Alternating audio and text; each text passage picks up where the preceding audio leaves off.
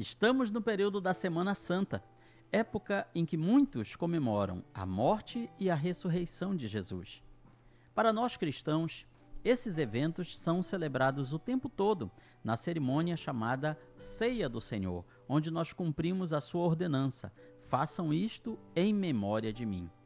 Portanto, a Ceia do Senhor, celebrada com pão e vinho, é para relembrar e também, por que não dizer, celebrar a morte de Jesus. A sua morte vicária, expiatória, ou seja, ele morreu em nosso lugar. Porém, nesta época de Semana Santa, é uma excelente oportunidade de evangelizarmos, de mostrar que a Páscoa é muito mais do que aquilo que as pessoas comemoram. De onde vem a celebração da Páscoa? A primeira delas aconteceu há quase 3.000 anos atrás e era bem diferente de hoje. Ela aconteceu no Egito, conforme relata o Antigo Testamento no livro de Êxodo. Praticamente, até quem não é muito fã da Bíblia, conhece a história das 10 pragas que Deus mandou sobre o Egito para forçar Faraó, rei daquela terra, a libertar os escravos israelitas. 9 grandes pragas já haviam caído sobre o Egito, mas o rei ainda se recusava a libertar o povo de Israel. Então Deus decreta a última praga, a morte de todos os primogênitos da terra do Egito. Todos os filhos mais velhos, dos homens aos animais, em toda a terra do Egito, seriam mortos numa só noite. Mas para que aquela praga não atingisse os israelitas, Deus ordenou uma cerimônia de proteção. Ordenou que cada família matasse um cordeiro e passasse o sangue do animal na porta das casas. A carne do cordeiro deveria ser comida assada naquela mesma noite, com pão sem fermento e ervas amargas. Deus já tinha revelado para o antepassado dos hebreus, Abraão, que seus descendentes ficariam sob domínio de um povo estrangeiro por 400 anos, mas que depois eles seriam libertados e sairiam com grandes riquezas. E isso de fato aconteceu, mas primeiro teve que ser celebrada a Páscoa. A Páscoa, portanto, ela ainda não era a festa da libertação. Ela já celebrava a libertação antes de ocorrer. Com isso, Deus quis ensinar que o sacrifício, a fé e a obediência vêm antes da vitória total. Afinal, Israel não estava apenas sendo liberto da escravidão de séculos nas mãos de Faraó, mas também estava sendo poupado do anjo da morte. Ou seja, a libertação espiritual veio antes da física. Se o sangue do cordeiro não fosse derramado e aspergido sobre os umbrais da casa, nas portas das casas, o povo de Israel também sofreria a ação daquele anjo destruidor. A Páscoa mostra a necessidade de libertação por meio da substituição, já que o cordeiro morria em lugar de uma pessoa, no caso, o filho mais velho daquela família. Também profetizava a Páscoa a libertação antes dela acontecer, mostrando a obra de Cristo no futuro. A Páscoa também nos fala da destruição acontecendo perto de nós, mas sem nos atingir, porque fomos obedientes à palavra de Deus. É daí que vem o significado da palavra Páscoa, no hebraico Pesach, quer dizer passar por cima, poupar, não atingir com algo ruim. Todo ano a festa da Páscoa era celebrada pelos israelitas. Ela era tão importante que havia a Páscoa e havia, digamos assim, a repáscoa. A Páscoa era celebrada no primeiro mês do calendário judaico, 14 do mês de Nisan ou Abib. Mas ela era tão importante que havia uma segunda celebração no segundo mês do calendário, para aquelas pessoas que não pudessem participar da primeira celebração. A ordem era que todo israelita ou todo estrangeiro que se convertesse ao judaísmo celebrasse a Páscoa. Mesmo na época de Jesus, era a principal festividade do ano, com milhares de pessoas comemorando, no templo, nos telhados, nos pátios das casas. Assim, a Páscoa devia ser celebrada por nós com profunda reverência. Afinal, a Bíblia declara que Cristo é a nossa Páscoa. O que quer dizer isso? Quer dizer que ele foi o Cordeiro que foi morto em favor de toda a humanidade. A nossa plena espiritual libertação foi conquistada por Cristo através do seu sacrifício.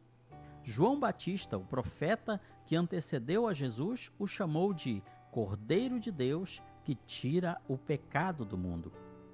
O apóstolo Paulo reafirmou isso ao dizer: Cristo, nossa Páscoa, foi sacrificado por nós. Aceitar o sacrifício de Jesus feito por nós, como manda a Bíblia, é comer da Páscoa, é estar no caminho da libertação espiritual. A Páscoa dos hebreus os libertou da escravidão, da opressão, da miséria e dos seus pecados. Essa libertação aponta para o começo de uma nova vida. É como se fosse uma carta de alforria que Deus concedia a todos aqueles milhares de escravos. E assim a Páscoa, para nós cristãos, é como se fosse a lembrança da carta de alforria que Deus concedeu a todos aqueles que o aceitam como Senhor e Salvador. Para nós cristãos, a Páscoa lembra, então, que éramos escravos do pecado, mas que pelo sacrifício de Jesus no Calvário, agora somos servos da justiça e filhos de Deus. A Páscoa também lembra da salvação da família, porque a promessa de Deus era que por meio do sacrifício de um cordeiro, cada família era salva da ação do anjo da morte. É bom lembrar no livro de Êxodo que em certa ocasião, o rei do Egito, Faraó, disse ao povo judeu que eles poderiam ir embora do Egito, mas sem os seus filhos, deixando as suas crianças. Isso é uma analogia, uma comparação daquilo que o inimigo das nossas almas quer para nós. Se você é um servo de Deus, cuja vida já foi liberta do pecado, Satanás irá tentar escravizar os seus filhos e os filhos de seus filhos. A Páscoa então nos desperta para o fato de que a obra de Jesus é suficiente para libertar não somente a nós, mas também a nossa família toda. Como falou o próprio apóstolo Paulo, crê no Senhor Jesus Cristo e serás salvo tu e a tua casa. A Páscoa então é para nos despertar para esse compromisso que cada pai, que cada mãe tem diante de Deus para com sua família. A Páscoa relaciona-se diretamente com a morte de Cristo, que aconteceu no período daquela festa. É bem verdade que existe uma certa divergência, uma discrepância entre o calendário judaico e o nosso atual. Por exemplo, pelo calendário judaico, neste ano, a Páscoa ela será comemorada, a Páscoa judaica, somente no mês de abril, 22, 23 de abril. Então existe uma certa divergência entre esses calendários. E Jesus, como bom judeu, ele comemorava a Páscoa todos os anos. Era uma ordem para que todo israelita participasse da festa da Páscoa, e Jesus sempre obedeceu isso.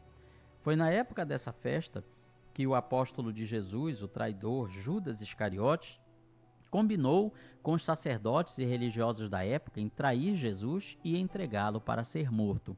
Afinal, havia um grande receio, um grande temor de prender Jesus, de prender o Messias na frente das multidões. Eles temiam a multidão porque Jesus era muito popular.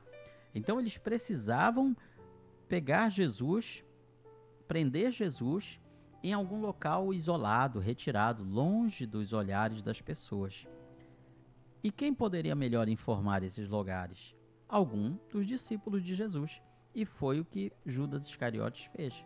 Ele combinou o local e a hora onde Jesus estaria sozinho com os demais discípulos para ser preso. Tudo isso aconteceu em cumprimento à palavra de Deus. Afinal, Jesus era o verdadeiro Cordeiro da Páscoa, que por séculos foi simbolizado por milhares de animais mortos, sacrificados no templo. Jesus foi então crucificado na sexta-feira, dia que era comemorado a Páscoa, em que era morto o animal, o cordeiro, como mandava a lei de Moisés. A Páscoa tem profundo significado para nós cristãos. A Páscoa representa a obra de Cristo para a nossa redenção. A Páscoa representava a obra de Jesus no Calvário.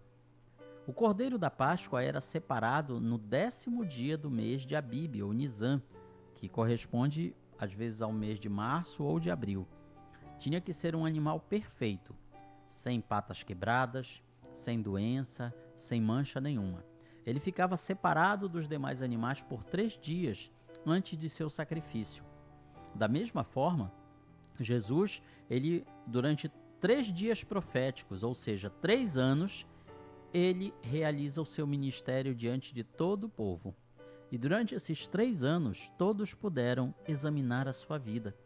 Ao final do seu percurso, do seu ministério profético, como lemos no Evangelho de Mateus, Jesus clama às multidões: quem de vós me convence de pecado? Ou seja, quem de vocês pode apontar algum pecado, algum erro, alguma falha que eu tenha realizado?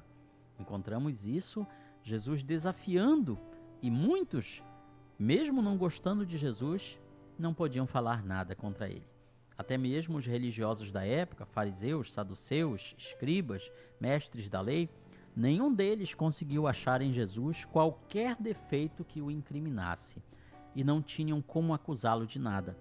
Até mesmo em seu julgamento eles tiveram que levar testemunhas falsas, testemunhas compradas, para firmar a culpa de Jesus, e mesmo assim não conseguiam provas suficientes para condená-lo. Ao invés disso, eles incitaram a que Jesus manifestasse a sua verdadeira identidade. Jesus declarou que era o rei de Israel, o Filho de Deus, e por isso ele foi condenado por blasfêmia. Porém, não era o suficiente para que Pilatos, governador romano, o condenasse. Afinal, Pilatos via aquilo apenas como uma questão religiosa e Roma não tinha ingerência nessas coisas. Então, eles tiveram que mudar a acusação para dizer que Jesus era um rebelde, era alguém que estava se levantando como rei no lugar de César. E isso era punível pela lei romana. Então Jesus ele foi condenado de maneira falsa, mesmo sendo inocente, com uma falsa acusação, um julgamento feito fora das leis da época, um julgamento feito de madrugada e ainda por cima numa festividade religiosa. O correto seria que a pessoa ficasse presa e depois que passasse a Páscoa, ela fosse julgada. Todas as regras do direito processual judaico na época foram quebradas para que Jesus fosse condenado. Veja, portanto, que a condenação de Jesus foi injusta e ele sabia de tudo o que passaria. Mesmo assim, ele realiza a última Páscoa com os seus discípulos, dizendo a eles, como lemos em Lucas 22, desejei muito comer convosco esta Páscoa antes do meu sofrimento, porque não a comerei mais até que ela se cumpra no reino de Deus. A Páscoa celebrada pelos judeus era um jantar, onde havia vários pratos: carne de cordeiro assada, ervas amargas, pão sem fermento e algumas rodadas de cálices de vinho. Havia 4 rodadas de cálices. O primeiro cálice representava o sangue do cordeiro da Páscoa. O segundo cálice representava a saída do Egito, a libertação da escravidão.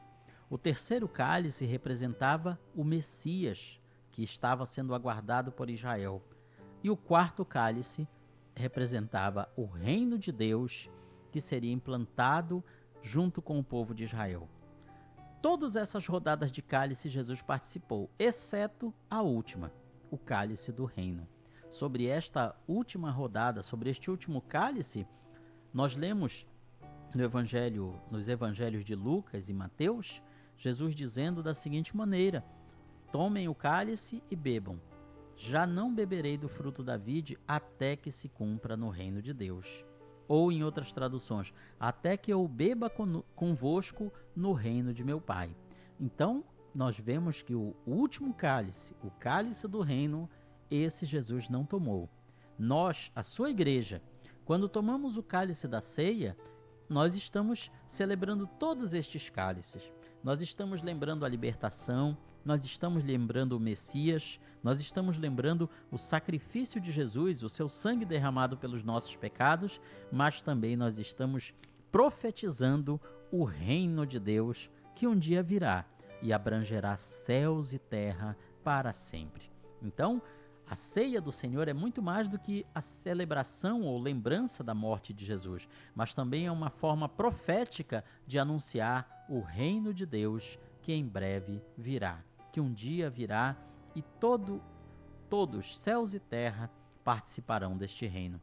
Portanto, a Páscoa é muito mais do que as celebrações modernas, que já têm um sentido muito mais recente, a questão dos ovos, coelhinho, chocolate, tudo isso tem um sentido mais comercial, mas também tem outros significados antigos. O ovo, por exemplo, ele é considerado um símbolo da vida, de uma vida que está ali quieta, paradinha, e de repente aquela vida brota, aquela vida vem a surgir.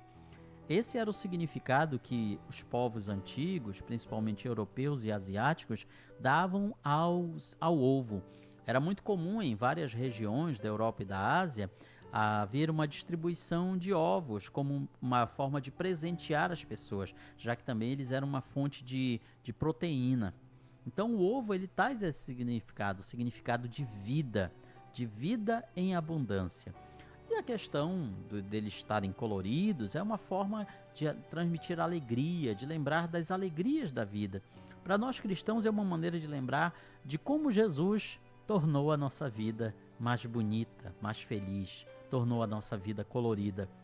O chocolate é uma questão meramente comercial que veio das terras americanas e depois chegou aqui na cultura brasileira, mas que também é uma maneira de até se contrapor ao que você tinha na Páscoa judaica, com ervas amargas, representando a amargura da escravidão. A Páscoa, portanto, ela envolve todos esses significados. E para nós cristãos, é sempre bom lembrar para os nossos filhos, para as nossas crianças, o verdadeiro significado da Páscoa. Afinal, entre nós cristãos, a Páscoa ela só perde em popularidade para o Natal. Poderemos até dizer que é um empate técnico entre Natal e Páscoa, as duas grandes festas principais para nós cristãos. E dessa forma, a Páscoa para nós, ela lembra tudo isso que mencionamos, o sacrifício de Jesus por nós, o significado da sua morte vicária, da sua morte expiatória, mas também nos lembra um fato que é muito mais realizador do que todos os outros: a ressurreição de Jesus. Afinal, o domingo da Páscoa, ele lembra a volta de Jesus à vida, para nunca mais morrer. Naquele tempo não havia o nome domingo, era o primeiro dia da semana.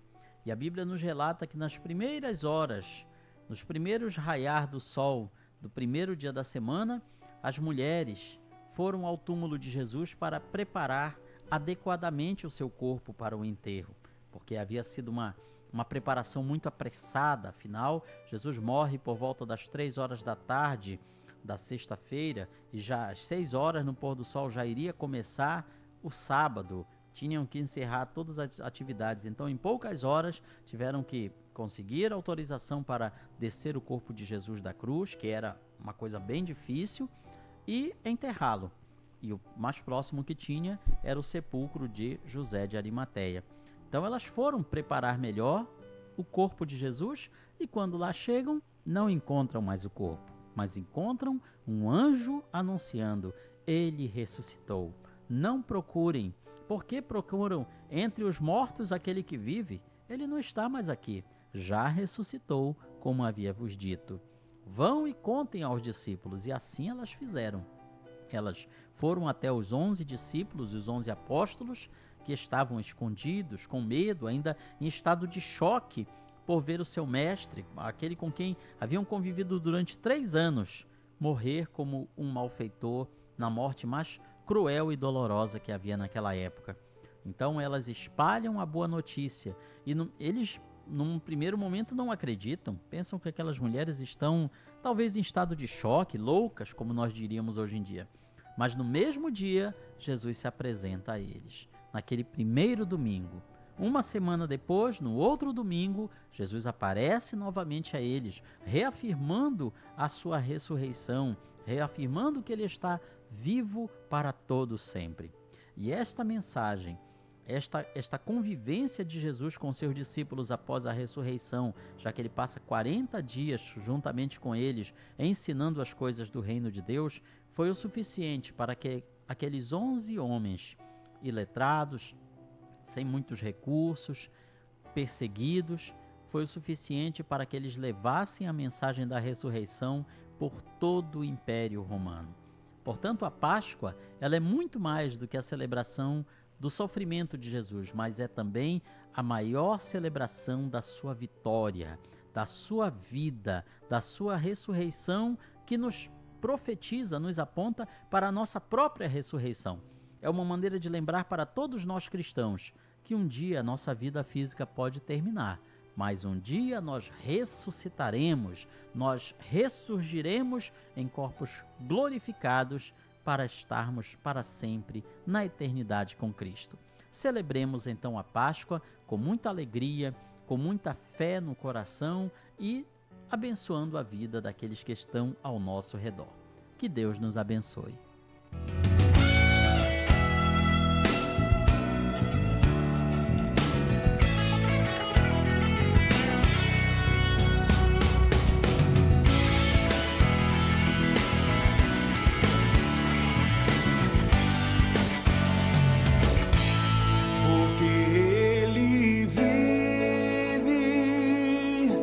Posso crer no amanhã, porque Ele vive. Temor não há, mas eu bem sei, que a minha vida está nas mãos do meu Jesus.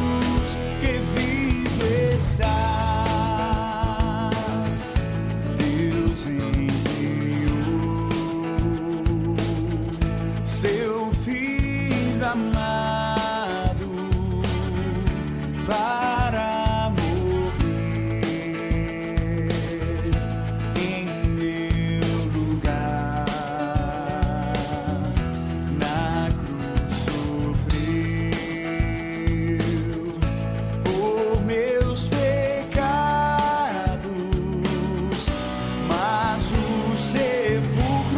vazio está, porque Ele vive, porque Ele vive. Posso crer no amanhã, porque Ele vive. Temor não há, mas eu bem sei. Eu sei que a minha vida está nas mãos do meu Jesus, que vivo está.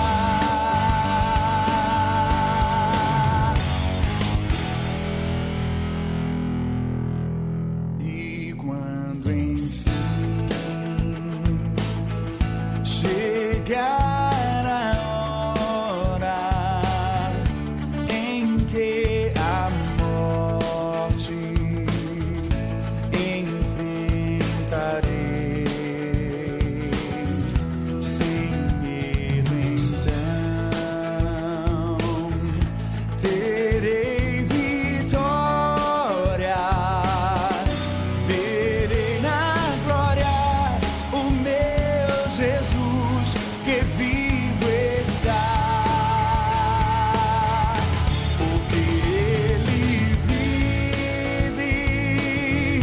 posso crer no amanhã, porque Ele vive. Temor não há, mas eu bem sei, eu sei que a minha vida